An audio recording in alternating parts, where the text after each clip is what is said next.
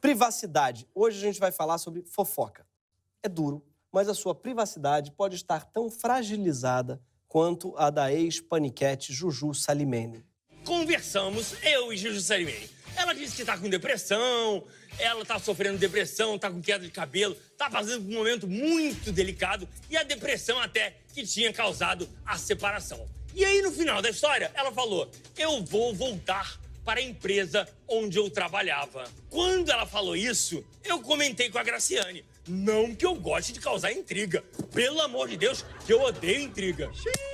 A Graciane falou assim, hã? Juju vai voltar para a empresa? Então, meu amor, eu que vou sair. Não que eu goste de causar intriga. Tem um bruxismo, uma coisa assim que... A mina te contou, tá? Vamos resumir. A mina contou pra ele que estava em depressão, ia voltar a trabalhar numa empresa. Aí, o que você faz? Você vai contar pra inimiga dela, que trabalha nessa mesma empresa, e vai impedir que a pessoa em depressão volte a trabalhar. E ele não tá causando intriga. Mas gera uma outra dúvida. Juju, por que te abriste com o Léo Dias? A pessoa tá em depressão, assim, psicólogo ou Léo Dias? Aliás, isso resume um pouco o problema do brasileiro, né? Que é um sujeito que está em depressão e procura o Léo Dias. Tem um leque de ajuda, assim, que vai do psicanalista ao Léo Dias. No meio tem um monte de gente, tem coach no meio. Procura um coach.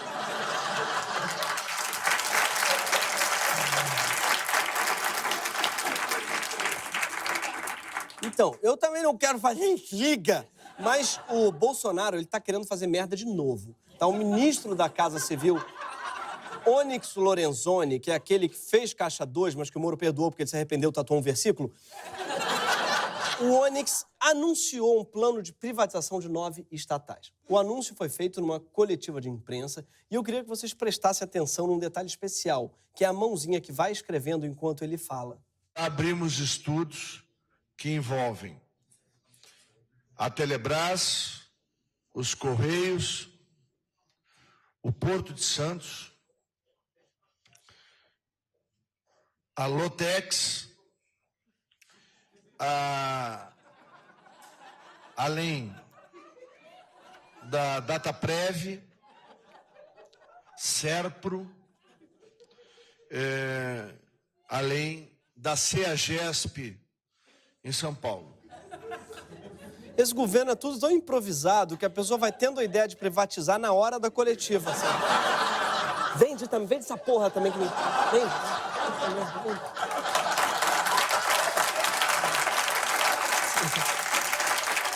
Ah, fala que eu tô vendendo um Vectra 98 também. A privatização da Telebrás, dos Correios e da CEAGESP não surpreendeu ninguém, já que desde as eleições que o Paulo Guedes promete privatizar todas as empresas estatais. O projeto dele para o Brasil é basicamente colocar o país no enjoei. Você fala, toma. Ele diz que é a favor do livre mercado, mas, na verdade, é a favor de pôr tudo no mercado livre, que é outra coisa. Mas a verdade é que o Paulo Guedes muito dificilmente vai conseguir vender todas as empresas brasileiras. A Petrobras, por exemplo, até o próprio Bolsonaro já disse ser pessoalmente contra privatizar. Mas depois, claro, disse que o governo estuda privatizar qualquer coisa. O que lembra aqueles caras que tentam vender qualquer merda no Mercado Livre. Não sei. Tipo aquele chaveiro amuleto com sangue do demônio. Tem isso no Mercado Livre. Tem almofada em forma de Kurt Cobain. Tem. E também tem fragmentos da cruz de Jesus Cristo no Mercado Livre. E eu gosto que eles põem em parênteses produto usado. Que é pra ninguém reclamar. Poxa, eu queria uma cruz zero. Veio toda cagada.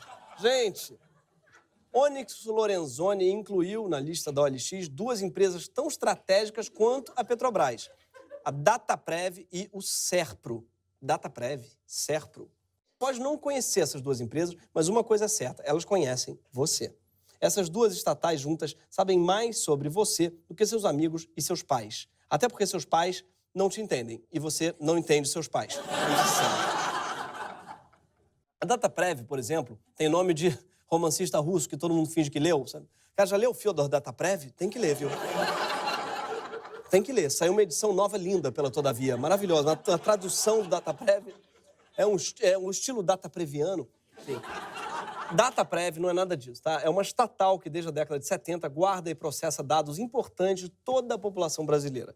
O histórico do imposto de renda, informações sobre vínculos de emprego, incluindo salário, seguro-desemprego, salário maternidade, auxílio-doença, além dos registros de nascimento, casamento e óbito.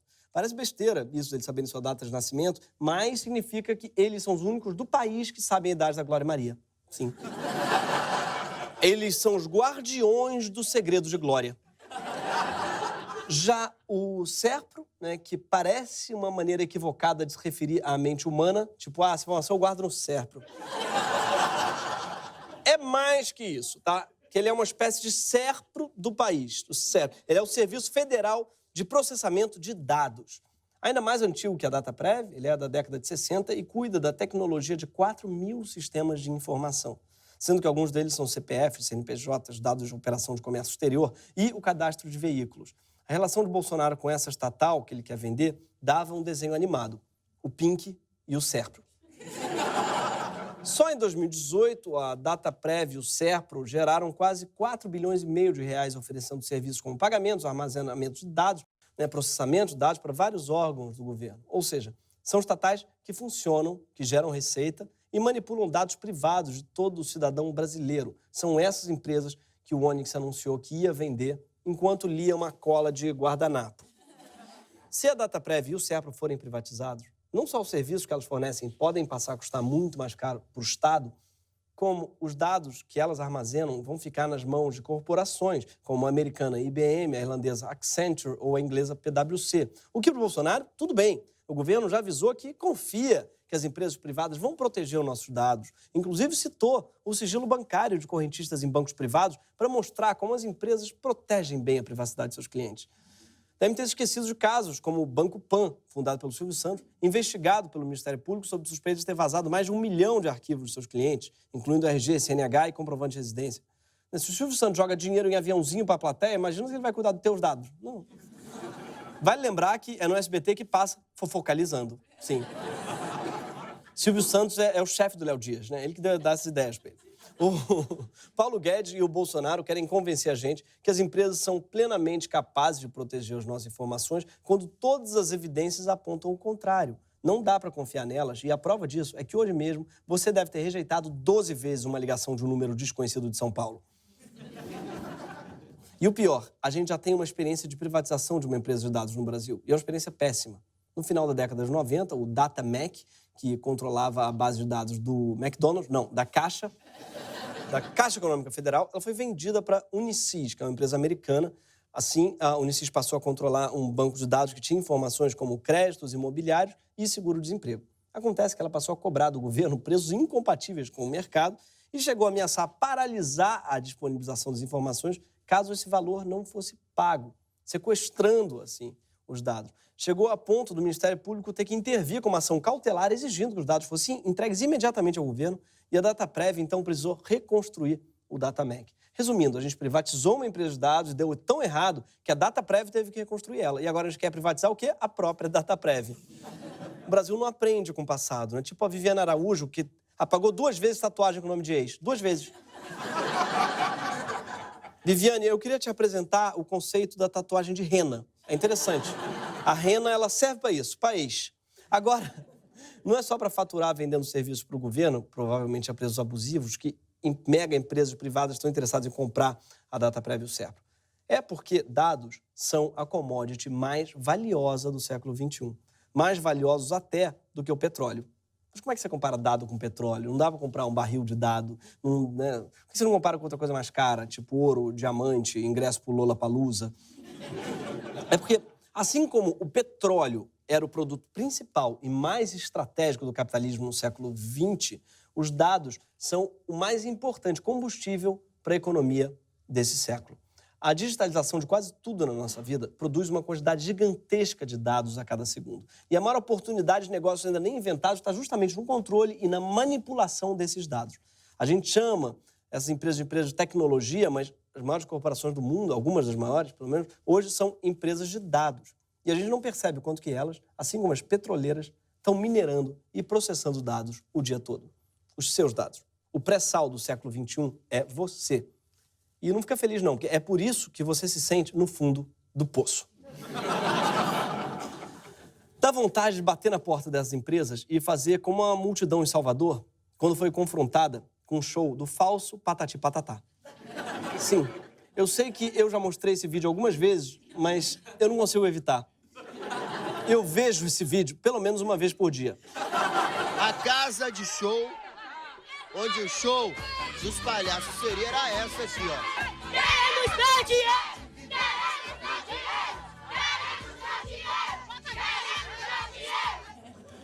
Queremos meu dinheiro.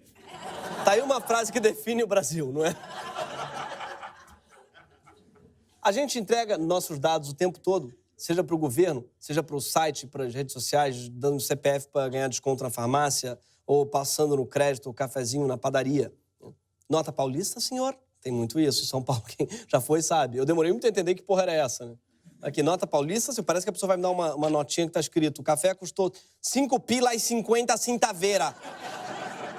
Esse café custou uma cota. Não, não é isso. Quando a gente aceita colocar o CPF na nota, pelo menos teve o nosso consentimento. E nem sempre é assim, porque muitas vezes a captura dos nossos dados acontece sem a gente concordar ou perceber. Eu vou te dar um exemplo. Quando você usa o Google Maps, por exemplo, você chega em qualquer lugar sem ter que pedir informação e passar por aquele constrangimento que a pessoa nunca sabe onde é, mas sempre fala qualquer porra, né? Você sabe que a pessoa falou qualquer porra, mas ainda assim você tem que ir pro lugar que ela falou, por educação também, a pessoa não vai falar um lugar, você vai pro lugar oposto. Então é aquele constrangimento gigantesco, mas o que acontece? O Google te facilita, você não precisa passar por esse constrangimento ao mesmo tempo. O que ele faz? Envia, né, seus padrões de movimentos, enfim, você está enviando os padrões, vão ser usados pela empresa para produzir novos serviços como mapas de trânsito e ainda vender mais publicidade para você, baseado em onde você vai. Você está para o Google, assim como a Juju Salimene está para o Léo Dias. Você se abre, pede ajuda, está deprimido, está perdendo cabelo, ele finge que ouve, mas está guardando essa informação para usar mais tarde. E, na verdade, comparação com o petróleo não é justa, porque os dados são um recurso muito mais interessante. Enquanto mandar petróleo para o mundo todo custa dinheiro e leva tempo, os dados trafegam na velocidade da luz com um custo baixíssimo. Petróleo é um recurso finito, enquanto dados são praticamente infinitos e irreutilizáveis. Petróleo, em seu estado bruto, se apresenta sempre da mesma forma. Já os dados podem ser fotos, palavras, ideias, medidas, sim. Aquele seu histórico vergonhoso do Xvideos vale dinheiro. Aquele gangbang, falso, patati, patatá, vale. Não recomendo que busquem isso, aliás, viu? Não façam isso, é vergonhoso. Mas esses dados não saem só das buscas que você faz. Eles também vêm das transações financeiras, das câmeras de vigilância, dos rastros digitais que a gente deixa nas redes sociais, nos aplicativos, nos jogos, dos objetos que ficam conectados à internet. Sim, que agora até a torradeira é smart. Smart, né? Que em inglês significa que... Smart, assim, demora meia hora para ligar. Smart, é isso. Mas de compensação, tuita. Foda-se, que eu quero que tuite a torradeira, né? Aliás, um tweet viralizou recentemente de uma menina que a mãe tirou todos os eletrônicos dela e ela tweetou isso usando a geladeira.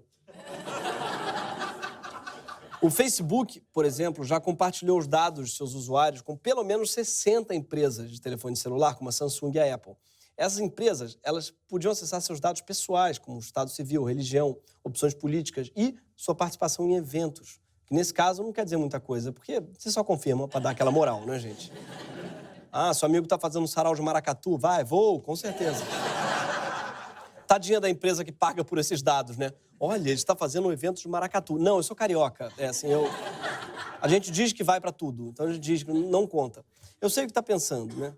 Foda-se. A gente, hoje, não tem privacidade nenhuma mesmo, nem o Bolsonaro tem privacidade, aliás, ele já disse recentemente que ele se esconde dentro de um armário em seu quarto, no Palácio Alvorada, para poder trabalhar sem ser incomodado. Trabalhar? Tá.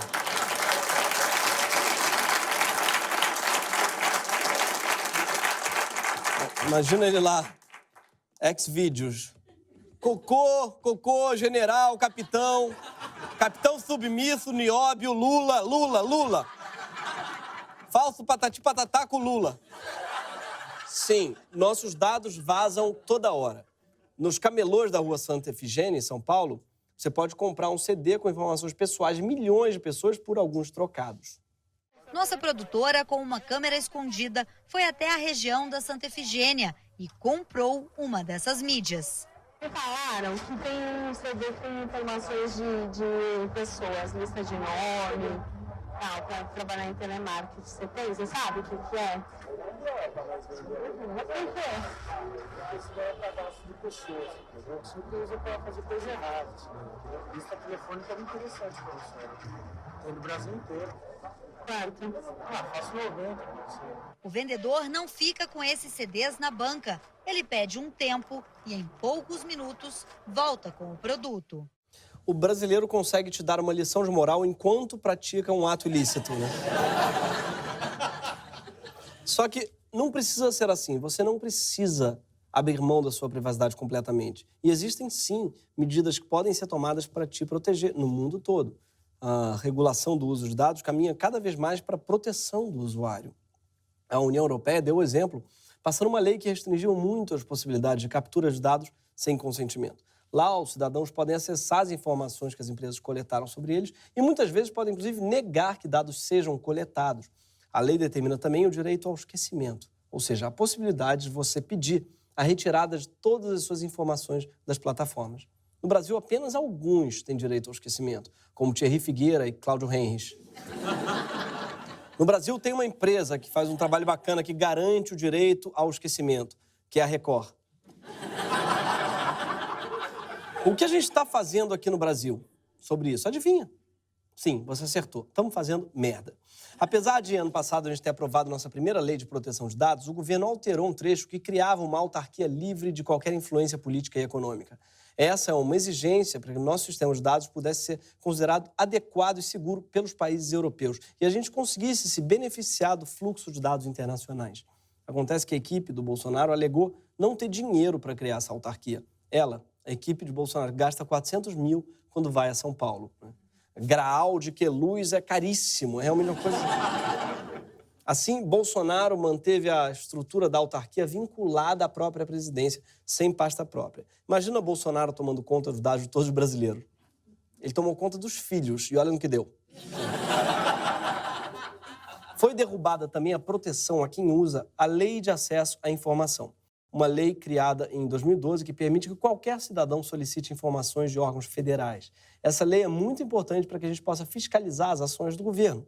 Foi assim, por exemplo, que a gente descobriu que eles gastaram quase 400 mil indo a São Paulo. Mas agora o poder público está autorizado a compartilhar dados de pessoas que usaram a Lei de Acesso à Informação, o que pode provocar retaliações contra quem pede dados que podem deixar o governo envergonhado, como o fato de eles terem gastado quase 400 mil indo a São Paulo. Eu já falei? Não sei agora. E para piorar, o Bolsonaro vetou o direito da gente pedir uma revisão humana de decisões tomadas por um algoritmo. O que significa que, se um computador de um banco te negar um empréstimo, você não vai pedir para um ser humano rever essa decisão. Todo mundo que já usou o Bradesco Fone Fácil sabe como é chato falar com um computador. Te pergunta 1000 vezes CPF, depois quando alguém atende, você tem que repetir. Qual é o seu CPF, senhor caralho? Percebam que, dessa maneira, o Estado vai ficando cada vez menos transparente, o cidadão com cada vez menos privacidade. Quando devia ser exatamente o contrário, né? O Estado com mais transparência e o cidadão com mais privacidade. Lembrem, foi o Bolsonaro que decretou sigilo nas visitas que recebe no Palácio da Alvorada. Ele também reclamou de uma devassa feita pela Receita Federal nas transações da sua família e foi o filho dele que declarou sigilo das despesas do seu gabinete. Flávio, as despesas do seu gabinete você não quer mostrar para ninguém, mas cocô você faz na frente de todo mundo. A família Bolsonaro confunde a vida pública com a privada. Privada aqui é no sentido de vaso sanitário mesmo. Agora você pode estar se perguntando qual é o grande problema disso, né? Toma meus dados, eu não uso mesmo. Pode usar. Eu troco tranquilo meus dados por uns créditos no Farmville. Só que não é tranquilo. Uma possível consequência do aumento exponencial da quantidade de dados detidos por empresas privadas é se tornar comum que as corporações usem essa informação de forma a discriminar certos usuários. Um seguro de saúde, por exemplo, pode cruzar dados para cobrar mais de clientes que têm hábitos pouco saudáveis, como comer comidas gordurosas ou ficar vendo Grey's Anatomy. Porque todo mundo sabe que quem vê aquilo fica marcando consulta para qualquer porra. A gente sabe disso. Grey's Anatomy é pornô para hipocondríaco.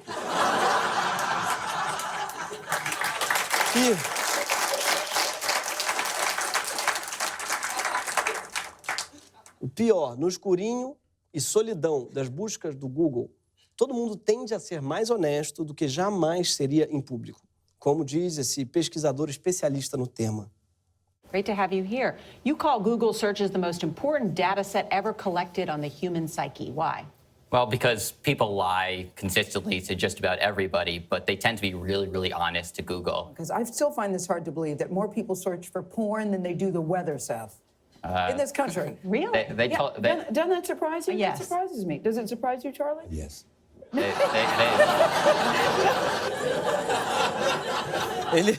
Ele não tá muito surpreso, não.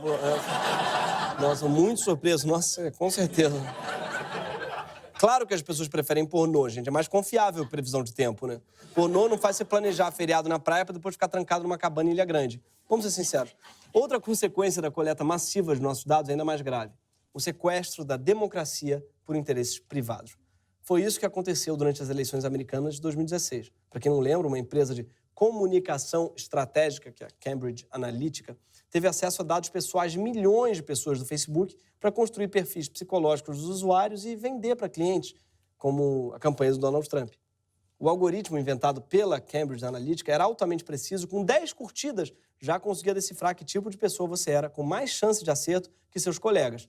Com 150 curtidas, ele era mais preciso que os seus pais. E com 300 curtidas, ele era melhor em prever do que o seu parceiro. Sim, se você casasse com a Cambridge Analytica, tinha menos chance de divórcio. O problema é que ela te conhece tanto que nunca casaria com você. Você, que tem sonhos eróticos com falso patati patatá. Só eu, gente? Não? Os dados capturados pela empresa e entregues para Trump possibilitaram que ele direcionasse anúncios publicitários personalizados para cada eleitor. A Cambridge Analytica operou também durante o Brexit, ajudando a determinar a vitória do campo, que era a favor da saída da Inglaterra da União Europeia. No Brasil, o publicitário chegou a anunciar que tinha importado o método da empresa para fazer campanha nas eleições do ano passado, mas depois a gente não soube como é que ele usou. Por outro lado, sim, a gente soube que quase 500 mil de brasileiros tiveram seus dados coletados pela empresa. É a famosa coleta de gados. Vida de dados.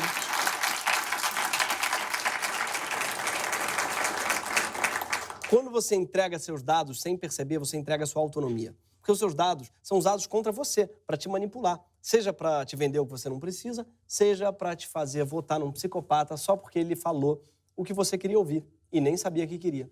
E é por isso que flexibilizar a lei de dados ou privatizar a DataPrev e o SERPRO é cilada. Mas é difícil de entender isso, porque tudo parece um pouco abstrato. Então, para você entender melhor, vamos a um exemplo que todo mundo entende. Imagina que a Cambridge Analytica é ele, o Léo Dias, e que ele tem os dados de todo mundo, não só da Juju Salimene.